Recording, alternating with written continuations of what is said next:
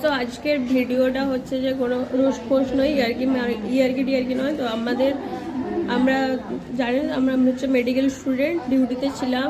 তো সেখান থেকে আমরা খাওয়ার জন্য ব্রেক নিয়েছিলাম। তো আমাদের একটা ফ্রেন্ড একটা কেক খাচ্ছিল, কুইংকিসের কেক, ফ্রুট কেক যেটা।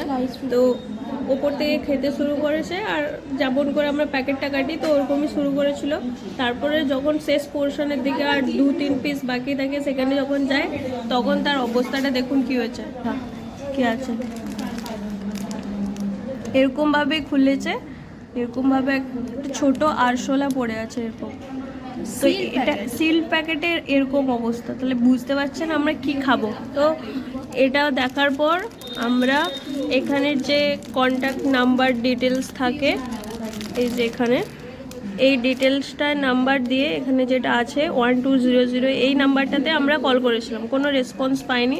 তারপর দেখলাম যে এখানে একটা ইমেল ডিটেলস দেওয়া আছে। তো আমরা এখন এই ইমেল ডিটেলসটা আমাদের যা কিছু প্রবলেম হয়েছে সেটা লিখে ব্যাচ নাম্বার দিয়ে ছবি দিয়ে এটা আমরা আপলোড করছি।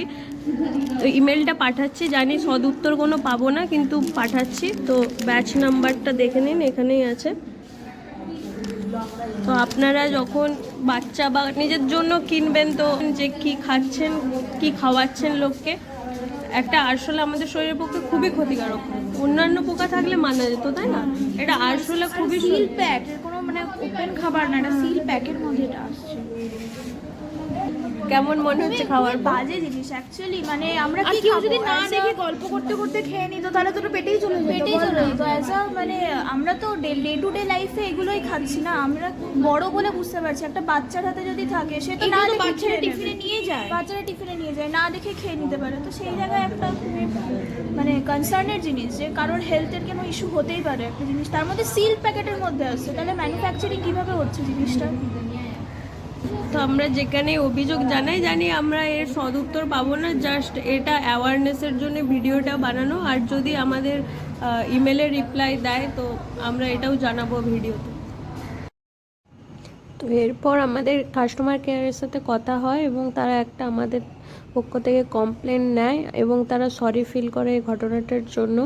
এবং ওনারা বলেন যে আমাদের তরফ থেকে যে ইমেলটা করা হয়েছিল ওনারা সেটি পাননি, অন্য আরেকটি অ্যাড্রেস দেন, সেটাতে আমরা ইমেল করি, ব্যাচ নাম্বার ছবি সব সহই দেওয়া হয়।